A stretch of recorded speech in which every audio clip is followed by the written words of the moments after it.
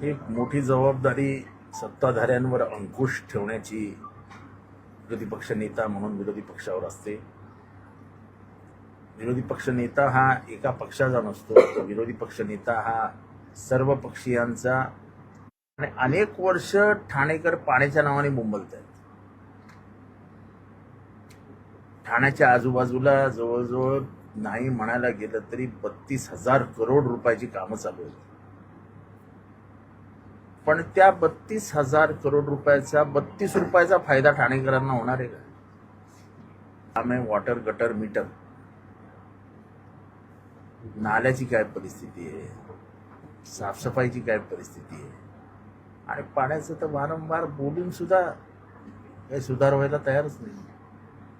प्रयत्न हा राहील विरोधी पक्षीयांच्या वतीने सगळ्या विरोधी पक्षांना एकत्र करून माझी विनंती असेल विरोधी पक्ष नेते आणि सर्व आमच्या सन्माननीय सदस्यांना की सगळ्यांची एक बैठक घ्या विरोधी पक्षांची आणि पाणी आणि रस्ता या विषयावरती जोरदारपणे सत्ताधाऱ्यांना अडचण येईल. मागील अनेक वर्षांपासून पाणी असेल किंवा रस्त्यांचा प्रश्न गंभीर होताना पाहायला मिळतोय. ठाण्याला मुख्यमंत्री पद सुद्धा लाभलेलं होतं, मात्र तरी सुद्धा ठाण्याचा पाण्याचा प्रश्न काही सुटत नाहीये. हा मी विधानसभेत सुद्धा मांडला की प्रत्येक मुख्यमंत्री हा पदी बसल्यानंतर शहरातली जी प्रमुख समस्या आहे ती सोडून घेण्याचा प्रयत्न करतो. पण आम्ही अपयशी ठरलो की आम्ही ठाण्याला धरण देऊ नाही शकतो. पण सर, एकीकडे पाणी टंचाई मोठ्या प्रमाणात आहे, तर उच्चभ्रू सोसायटीमध्ये करोडो रुपये खर्च करून देखील टँकर मागवावे लागतात. मी तुम्हाला तेच सांगतो की झोपडपट्टी असो नाही ते हिरानंदानी गार्डन किंवा हिरानंदानी मेडोज असो, कुठेही जा मला पाणी नाहीच. मग हे पाणी जातं कुठे? आणि मग एवढं टँकरला पाणी मिळतं तर टँकरमधनं पाणी कुठे? टँकर माफियांची मोठी लॉबी. इथले जे पाणी खात्याचे अधिकारी आहेत ते प्रचंड भ्रष्ट आणि मेन लाईनवर टेपिंग आणि MIDCची आणि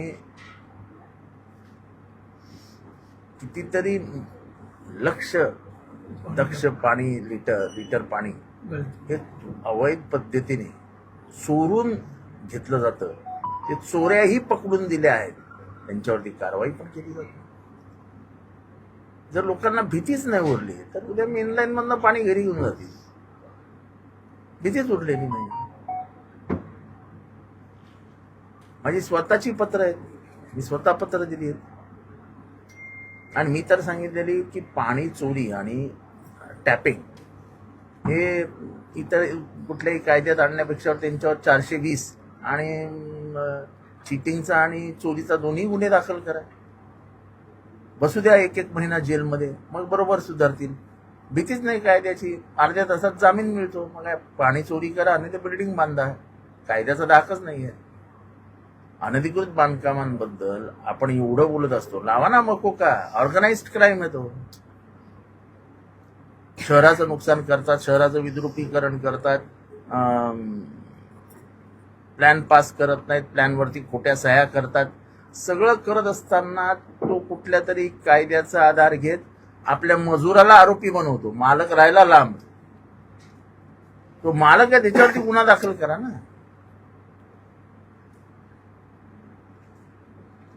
अनधिकृत बांधकामांचा जो सुळसुळाट झालाय हा फक्त एखादी हायकोर्टाची नोटीस आली की बस तेवढ्यापुरते 1 महिना वातावरण गरम, वरती खालती धावपळ, परत चढीचूप. कारण का ठाणे महानगरपालिकांच्या अधिकाऱ्यांचा मुख्य स्तोत्र पैसे कमवण्याचं हे अनधिकृत बांधकाम आहे.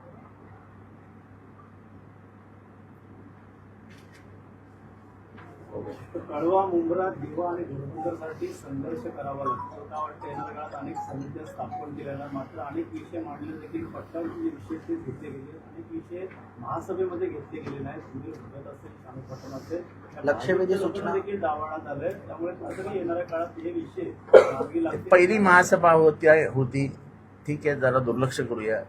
पण येणाऱ्या काळामध्ये असं लोकांना आपापले विषय मांडता आले पाहिजेत. लोक काही स्वतःच्या घरच्या समस्या घेऊन येत नाहीत,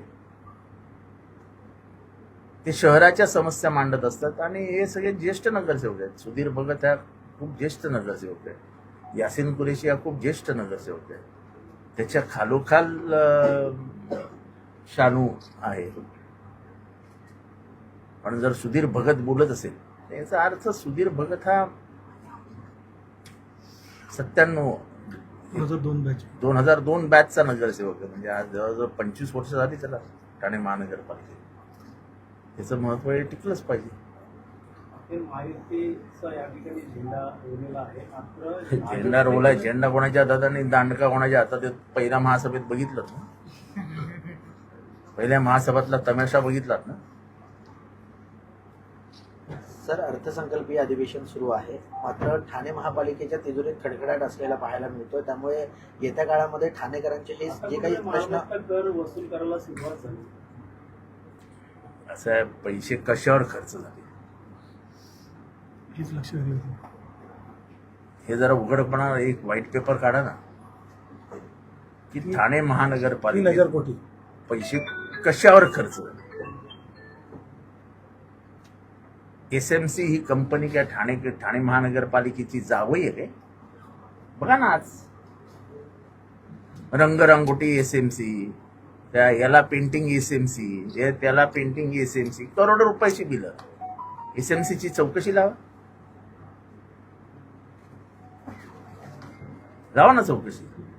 तुम्ही रस्त्यावरनं जाताना ते या अशा त्या खांबाला लाईट लागलेले ते काय व्हायरल लाईटिंग वगैरे काय होतं, सगळ्या खांबांना होते. किती चालू आहेत, किती बंद आहेत, काय होतं त्याची गॅरंटी, किती महिन्याची गॅरंटी होती.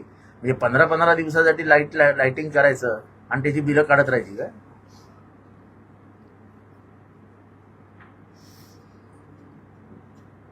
आणि करोडो रुपयाचे ब्रिजेस बांधणारे SMC पेंटिंगचं पण कॉन्ट्रॅक्ट त्यांच्याकडेच.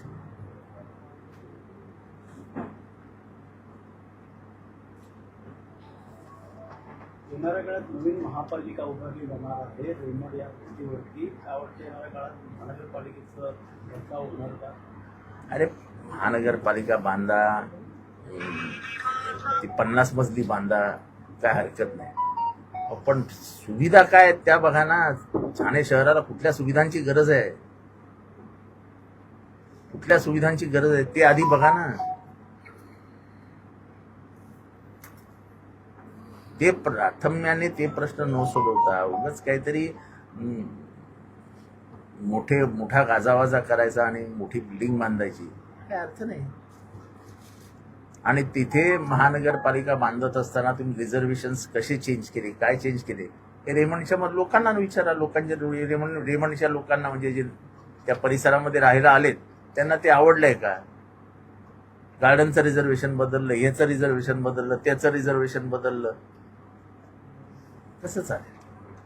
वृक्षपातिकेच्या संदर्भात नोंदणी पदाने आवाज उचलले होता. तर उन्नत महामार्गामध्ये अनेक झाडं तोडली जाणार आहे. कत्तल सर्रास ठाण्यामध्ये सुरू आहे. ठाण्यातच नाही, पूर्ण महाराष्ट्रामध्ये झाडांची कत्तल केली जाते. आपल्याला पर्यावरणाविषयी काही पडलेलीच नाहीये.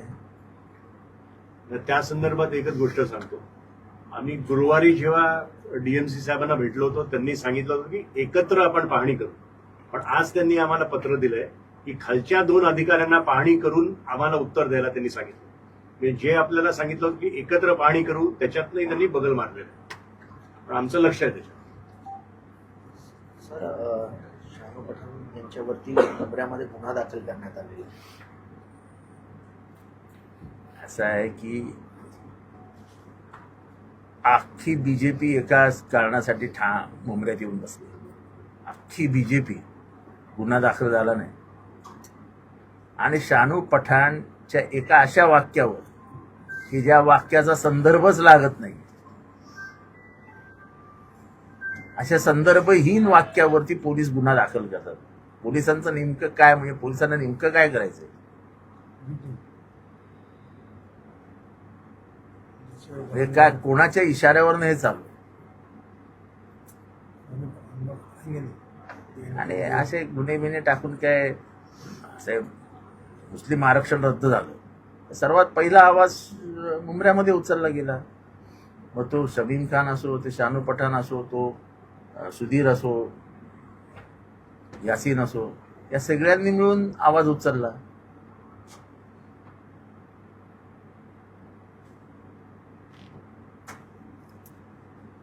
त्याचा राग मनात ठेवून कुठला तरी एखादा ज्या वाक्याचा संदर्भही लागत नाही, 1 मिनिट. 1 महिन्यानंतर गुन्हा दाखल. आणि प्रत्येक ठिकाणी गुन्हा कसा काय दाखल होतो? आणि मग अख्खी बीजेपीची टीम येऊन गुन्हा नोंदवा, तेव्हा गुन्हा का नोंदवला जात नाही? शानूला बोलवलं असतं, काय संदर्भ आहे, तू काय बोलला, विचारलं असतं तर ठीक झालं असतं. आम्ही घडवणार नाही. ते पण असे किती गुन्हे टाकले तरी काही घाबरणारी टीम आमची नाही. आम्ही लढणार, आम्ही विरोधात आज आवाज उचलणार. जिथे जिथे अन्याय होतो तिथे तिथे लढतच राहणार. वाहतूक कोंडीचा प्रश्न अजून सुटलेला नाहीये आणि वाहतूक कोंडीचा प्रश्न सुटूही शकत नाही. पुढचे 10 वर्ष ठाण्यामध्ये खोदकाम एवढं चालणार आहे की ठाणेकरांचा जीव मेटाकुटीस आहे. ओके. प्रश्न आहे की वेगळा प्रश्न आहे. जे युद्ध चालू आहे त्याच्यामुळे पाहिलं गेलं तर मोठा फटका जो होतो या ठिकाणी जे लोक राहतात ते 20 लोक जे ते शापूरचे त्यांना देखील बसलेलं आहेत. अनेक लोकांना स्थलांतराचं काम सुरू आहे. भारतीय देखील आढळते. असं आहे की जागतिक पातळीवरची समस्या आहे. इस्रायल अमेरिका विरुद्ध इराण हे युद्ध पेटलेलं आहे आणि त्याचा त्रास अनेकांना होतोय. आणि देव करो आणि ते युद्ध लवकर थांबो अशीच प्रार्थना केली पाहिजे. कारण का याचे पडसाद महागाई होईल. भयंकर. भयंकर महागाई होईल. सोने सुहाग आहे. पेट्रोलचे भाव वाढलेले आहेत. पेट्रोलचे भाव वाढणार, सगळ्याचेच भाव वाढणार. आणि आपल्या माहितीसाठी सांगतो, स्वातंत्र्यानंतर भारताचा सर्वात जवळचा मित्र कोण होता? तो इराण होता. आता भारत काय भूमिका घेतो याच्याबद्दल मला बोलायचं नाहीये, पण भारताला सर्वात स्वस्त तेल पहिल्यांदा कोणी दिलं असेल तर ते इराणने दिलंय.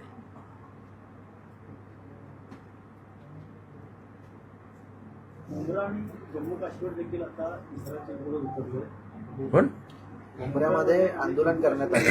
आता सध्या असे आंदोलन होत राहतील. पण मी तुम्हाला एक साधा इशारा दिला, जेव्हा भारत अत्यंत गरीब होता, स्वातंत्र्यानंतर भारताला तेलाची गरज होती, तेव्हा पहिल्यांदा स्वस्तात तेल भारताला देण्याचं काम इराणने केलं.